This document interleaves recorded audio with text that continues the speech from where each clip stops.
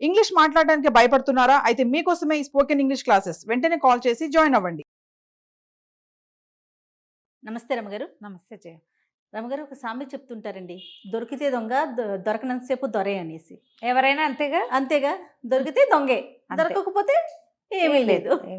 అసలు ఈ మాట అన్ని ఎందుకు విషయాల్లో వచ్చిందో, అన్ని విషయాల్లోనూ అంతే జయ. అవునండి. ఎవరైనా ఇతరులను మోసం చేసేవాళ్ళు, ఇతరుల డబ్బు వాడుకునేవాళ్ళు, పెద్దవాళ్ళని మోసం చేసేవాళ్ళు, ఆఫీసుల్లో మోసాలు చేసేవాళ్ళు, భార్యల్ని భర్తల్ని ఒకళ్ళనొకళ్ళు పార్ట్నర్స్ని మోసం చేసుకునేవాళ్ళు, దొరకనంతసేపు వాళ్ళు మర్యాదస్తులే. ఎవరి గురించి అయినా మనం మాట్లాడుతుంటే గంభీరంగా వింటారు, అవునంటారు. వాళ్ళ సంగతి బయటపడ్డాక కదా వాళ్ళ సంగతి తెలిసేది. అవును. ఎప్పుడూ అంతే, దొరికితేనే దొంగ, దొరకనంతసేపు వాడు దొంగని ఎవరికీ తెలియదు, ప్రపంచానికి తెలియదు అస్సలు. కదా. లోక సహజమైన విషయం, అది ఎప్పుడు చూస్తాం మనం. ఇలా కనెక్ట్ అయ్యేలాగా ఏమన్నా స్టోరీస్ ఉన్నాయండి? బోల్డ్ అని దొంగల కథలు ఎన్నో చందమామలో. అవునా? పూర్వం 1000 ఏళ్ల క్రితంట ఒక దొంగ ఉండేవాడు, గజ దొంగ వాడు. మామూలు వాడు కాదు, కంటికి తెలియకుండా పాపలు తీయగలడు వాడు. అలాంటి వాడు. అయితే ఏం చేసేవాడు, వాడు దొంగతనం చేసి ఇదిగో వచ్చా, ఇదిగో నేను వచ్చాను అని రాసేవాడు అక్కడ. ఓరిని, ఇదిగో వచ్చాను అది అని రాసి పెట్టేవాడు. రాసి పెడితే క్రమంగా ఇదిగో వచ్చాడని చెప్పుకునేవాడు. అదే వాడి పేరైపోయింది. ఎంతంత దొంగతనాలు చేసేసేవాడు. ఇక వెండేమిటి, బంగారం ఏమిటి, వజ్రాలేమిటి, వైఢూర్యాలేమిటి వెర్రెత్తినట్టు పోయేవి. ఒకే సందులో ఆల్టర్నేటివ్ ఇళ్లలో దొంగతనాలు. ఈ సందులో ఇవాళ, వచ్చే వెనక సందులో మర్నాడు, మూడో రోజు కూడా మళ్ళీ. మామూలుగా దొంగతనాలు ఎట్లా చేస్తారు, గ్యాప్ ఒక రోజు చేశాక మళ్ళా కొన్నాళ్ళ వరకు సద్దుమణిపోతారు. అవునవును, పట్టుకుంటారు. రక్షక భటులు తిరిగినా సరే వాడికి భయం లేదు, బొగ్గు పెట్టి రాయడం మాత్రం మానేవాడు కాదు. అయితే అలా ఉండగా వీళ్ళు నగరం అట్టుడికిపోయింది. ఆ న్యాయాధిపతులంతా అట్టడు వాడిని ఎవరినో పట్టుకోవాలని చాలా డామ్డేమని కేకలేశారు. సరే, సైనికులంతా చాలా కష్టపడి మాటేసి అదేసి ఇదేసి మొత్తానికి ఎప్పటికో ఒక 7-8 నెలలకి, అంటే ఈ గట్టి పట్టు మొదలయ్యాక 8-9 నెలలకి వాడిని పట్టుకున్నారు. వాడిని కాదు, ఒకరిని పట్టుకున్నారు. పట్టుకునేసరికి తీసుకుపోయారు. న్యాయాధికారి దగ్గరికి వెళ్తే వాడన్నాడు, బాబు వీళ్ళు మీరు ఎవరో ఒకళ్ళు పట్టుకోండి అంటే వీళ్ళు నన్ను పట్టుకున్నారండి. వాడిని పట్టడం వీళ్ళ వల్ల అయ్యే పని కాదు. ఎవరి వల్ల కాదు, నేనేనని వీళ్ళకి ఎలా తెలుసు? నన్ను దొంగతనం చేస్తుండగా పట్టుకోవాలి, అనుమానితుడిగా పట్టుకున్నారు, నేనేనని మీకు చూపిస్తున్నారు. నేను కాదన్నాడు వాడు. ఈ సైనికులంతా వీడేనండి మేము 4 రోజులు అనుమానితుడిగా చూసిన తర్వాతేను వీడిని మేము పట్టుకున్నామండి అని వాళ్ళంతా గట్టిగా చెప్పారు. ఇప్పుడు ఒకరోజు దొంగతనం జరిగింది, ఎక్కడ వాడు కనపడ్డాడు. దొంగతనం చేస్తూ కాదు, సీన్లో ఉన్నాడు వాడు. ఓకే, దొంగతనం జరిగిన సీన్లో ఉన్న వాళ్ళందరినీ అనుమానించాలి కదా. అంతేగా, అందరినీ అనుమానించి ప్రశ్నించాం. మిగిలిన వాళ్ళందరికీ కాజు ఉంది అక్కడ ఉండడానికి. ఏ కాజు లేనివాడు వీడే దొంగ ఎందుకు అయి ఉండకూడదు? పైగా వరుస 4 దొంగతనాల్లో వీడి ప్రెజెన్స్ ఉంది. వాడు తీస్తుండగా, కొట్టేస్తుండగా, రాస్తుండగా అయితే చూడలేదు. 4 చోట్ల వాడు నేను వచ్చానని రాశాడు. ఇది చెప్పారు. న్యాయాధికారి ఆలోచిస్తూనే, సరే మరి ఇంకా నిర్దోషికి వేస్తున్నామో వీళ్ళంతా మోకమ్మడిగా వీడే దొంగ అన్నారు, వాడు ఒక్కడు కాదంటే ఎట్లా? పైగా ఏమో దొంగలు ఎప్పుడు నేనే దొంగని అవును అని ఎందుకు ఒప్పుకుంటారు? అసలు ఒప్పుకోడు కదా. సరే వీడిని జైల్లో పడేశారు.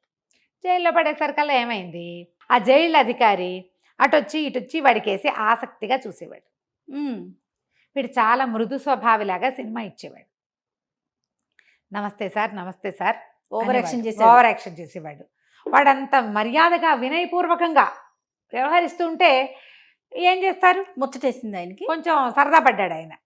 వాడు చక్కగా చెస్సుకి గీసుకుని గళ్ళు గీసుకుని ఆడుకునేవాడు. చెస్ లాంటిది, చదరంగం లాంటిది గళ్ళు గీసుకుని ఆడుకునేవాడు. ఓసారి ఇదేదో బాగుందని ఈయన కూడా ఒక చెయ్యి కలిపాడు ఆటలో. కలిపేసరికల్లా మాట్లాడుకుని మీరు ఎంత గొప్పవారండి, మీలాంటి వాళ్ళని నేను ఎక్కడా చూడలేదు, అధికారులు ఎక్కడైనా ఇంత నిరాడంబరంగా ఉంటారా? మరి మీకు ఒక మాట చెప్తాను, నేను అప్పుడెప్పుడో ఒక దొంగతనం చేశానండి. కేజీ వెండి ఫలానా ఒక చిన్న వంతెన ఉంది చూడండి, రాజుగారి భవనం నుంచి మంత్రి గారి భవనానికి వెళ్ళే దారి, అక్కడ ఒక చిన్న కర్ర వంతెన, దాని కింద దాచిపెట్టాను. నేను ఎలాగో ఇక్కడే ఉండిపోతా, వృధా కదా అది. ఏ ముష్టివాడికో దొరుకుతుంది, వాడేమి అరిగించుకుంటాడు, హరాయించుకోలేడు వాడు. మీలాంటి మహానుభావులు అయితే బాగా ఆరాయించుకుంటారు దాన్ని. తెచ్చుకోండి అన్నాడు. జైలు అధికారి అంటే పెద్ద ఉద్యోగం కాదు, పెద్ద జీతము కాదు. ఒకవేళ పెద్ద జీతం అయినా ఉచితార్థంగా ఎక్కడి నుంచైనా వస్తుంటే వద్దనాలనిపిస్తుందా? అదే అసలు వీడి మాట నిజమో కాదో చూద్దాం అనుకున్నాడు ఆయన. వెళ్ళి తెచ్చుకున్నాడు కేజీ వెండి ముద్ద. అంటే వెండి సామాన్లు ఎవరివో కొట్టేసి అది శుభ్రంగా కరగబెట్టి ముద్ద చేసేసి అక్కడ పెట్టాడు, దాచాడు.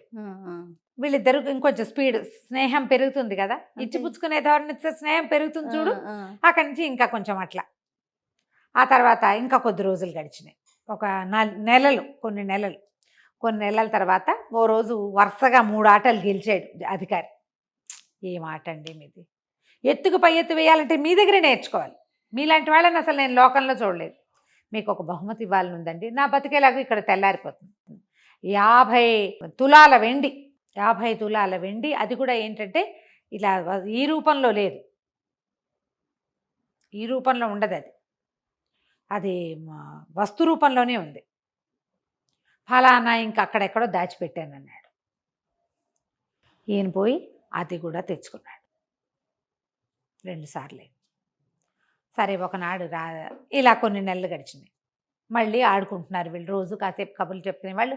ఊళ్ళో కబుర్లు ఏమిటండి, దొంగతనాలు అవుతున్నాయా, అదా ఇదా అని మాట్లాడుకున్నాక ఏం చెప్పాడంటే, మీలాంటి గౌరవనీయులతో స్నేహం కలిగింది నాకు. ఒక్క మాట బయటికి వెళ్ళి ప్రపంచం ఎలా ఉందో చూసి రావాలని ఉంది. మరి మిమ్మల్ని ఊరికే నా పని చేయించుకోను. మీకు కావాల్సిన బహుమతి, మీకు మంచి బహుమతి ఇస్తాను నేను అని అడిగాడు. అడిగితే మరి 2 సార్లు లంచం పుచ్చుకున్నాడా? ఈసారి ఏం కావాల్సిన బహుమతి వస్తుందో నన్న ఊహ ఉంటుందా? ఒక్కసారి దిక్కూడదు చూడు. అదే కదా, దిగితే ఇంకా దిగజారిపోవటమే. అంతే, అన్ని విషయాల్లోనూ అంతే. ఈయన బాగా ఆలోచించి ఏమన్నాడు, సరే వెళ్ళిరా, నా ఉద్యోగం మీదకి వస్తుంది సుమి, ఉద్యోగమే కాదు నా ప్రాణం మీదకి వస్తుంటే. అయ్యో మీరు ఇంత గొప్పవారు, ఇంత స్నేహితులు, రోజు నాతో చదరంగం ఆడతారు, నేను మిమ్మల్ని ఎందుకు ఇబ్బంది పెడతాను? ఏమీ ఇబ్బంది పెట్టను, నేను వెళ్ళొస్తా అన్నాడు. సరే ఆయన తలుపు తీస్తానన్నాడు. అబ్బే తలుపు తీయించొద్దండి, ఎందుకు, నేను ఉన్నానని అనుకోనివ్వండి, నేను లోపలే ఉన్నాను అనుకోనివ్వండి. తలుపులు తీశారనుకో, నేను బయటికి వెళ్ళానని ఎవరికైనా తెలిస్తే మీకు ఉద్యోగానికి ఇబ్బంది అని చెప్పి పైకప్పు తొలగించి వెళ్ళిపోయాడు. ఆ రోజు సాయంకాలం జైలు అధికారి ఎట్లాగూ ఇంకా ఆయనకు సంబంధం లేదు. ఆయన ఇంటికి వెళ్ళిపోయాడు. ఇంటికి వెళ్ళిపోతే రాత్రి 1 గంటకో 2కో వాళ్ళు లేవండి అని కేకేసింది. తీరా చూస్తే ఏమన్నాడు, ఏమిటి అంటే, కాదండి ముందు వసారాలో పెంకులు తొలగించారండి, ఎవరో పెంకులు తొలుగుతున్నాయని నేను దీపం పుచ్చుకెళ్తే పైనుంచి పెద్ద మోత వచ్చేలాగా ఒక వస్తువు పడేశారు, గోన్ సంచి పడేశారు. ఏమున్నాయి గోన్ సంచిలో అని చూస్తే 1/2 డజన్ వెండి పళ్ళేలు, 1/2 డజన్ బంగార పళ్ళేలు ఉన్నాయి అందులో. ఈయన కిక్కురు మనలా, ఈయనకు అర్థమైంది వాడే పడేశాడు అని. కొద్ది రోజుల్లో అబ్బాయి పెళ్ళుంది, పెళ్ళికి కావాల్సిన వస్తువులు ఇచ్చేశాడు. తెల్లవారేసరికల్లా ఊరంతా గుప్పమంది. తెలిసిపోయింది. నువ్వు ఏది గుప్పమందో చెప్తాను, నేను వచ్చాను అని రాయబడి ఉంది గోడ మీద. ఎంత పోయిందో లెక్క లేదు. ఈయన పరిగెత్తుకుంటూ వెళ్ళి జైలు తలుపులు దించి లోపలికి వెళ్ళి చూశాడు. వాడు హాయిగా పడుకుని ఉన్నాడు. తన కంటి ఎదురుగుండా సాయంకాలం 6 గంటలకి కప్పు తొలగించి వెళ్ళిన వాడు ఎలా వెళ్ళిన వాడు అలాగే వచ్చేసాడు. పోనీ వీడు వెళ్ళలేదనుకుందాం, వెళ్ళకుండా వచ్చేసాడే అనుకుందాం. రాత్రి తన ఇంట్లో పళ్ళేలు ఎలా పడ్డాయి? అదే కదా, వీడే కదా 12 గంటలకు పడేశాడు. రాత్రి 12ంటికే వాళ్ళ ఇంట్లో దొంగతనం జరిగింది, నేను వచ్చాను అని రాయబడింది. ఈయన కిక్కురు మనకండా అయిపోయాడు. వీడే వాడని తెలిసిపోయింది ఆయనకి. ఇప్పుడు ఏం చెప్తాడు, ఎలా చెప్తాడు? నోరు మూతపడిపోయింది. కానీ ఏమైంది, ఎప్పుడైతే ఇలా అయిందో రక్షక భటులు ఊరంతా తిరిగారు, నేను వచ్చాను అని రాయబడి ఉంది అంటే నేను వచ్చాడనమాట. అప్పుడు మొత్తం కాగితాలు తెరిచి చూస్తే 1.5 సంవత్సరం క్రితమే నేను వచ్చానని అరెస్ట్ చేశారు వీళ్ళు. ఏడాది క్రితమే, ఏడాది అయింది. ఏడాది నుంచి ఒక ఖైదీ లోపల ఉండగా నేను వచ్చానని ఒకడు రాశాడు అంటే ఏడాది నుంచి ఉన్నవాడు నేను వచ్చాను కాదనమాట.